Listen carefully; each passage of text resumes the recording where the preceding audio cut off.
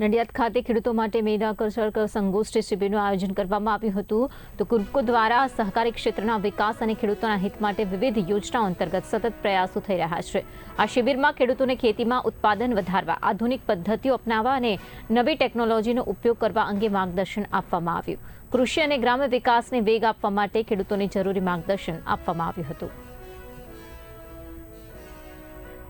આજનો જે કાર્યક્રમ છે, આ શિબિર કે માત્ર ખેડૂતોના ઉત્થાન માટે, ખેડૂતોને વધુને વધુ ખેતી વિષયક માહિતી મળી તે માટેનો કાર્યક્રમ છે। આજે ઇફકોની અંદર 10,000થી પણ વધારે મંડળીઓ અમારી જોડે સંલગ્ન જોડાયેલી છે અને સાથે સાથે 10,000 મંડળીઓની અંદર જે પણ અમારી ચેન છે એ ગામના છેલ્લા વ્યક્તિ સુધી પહોંચે એ પ્રકારનું અમે આયોજન કરીએ છીએ।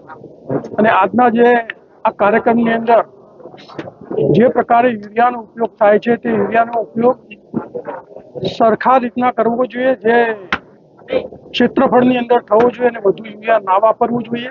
અને સાથે સાથે જે પ્રાકૃતિક ખેતી છે એના વિશેની પણ આ સેમિનારની અંદરથી માહિતી અમને જશે। વધુના વધુ જમીનની અંદર કઈ રીતના ફાયદો રહે અને જે રીતના કુદરતી વાતાવરણનું સંરક્ષણ થાય, સાથે સાથે જમીનની ફળદ્રુપતા જળવાઈ રહે એ માટેની પણ અમે અહીંયા ત્યાં સેમિનારથી દરેક ખેડૂતોને માહિતી પહોંચે એ પ્રકારે વાત અમે અહીંથી પહોંચાડી છે। ક્રિપ્કો દ્વારા ખેડૂતોને કયો ફાયદો થાય?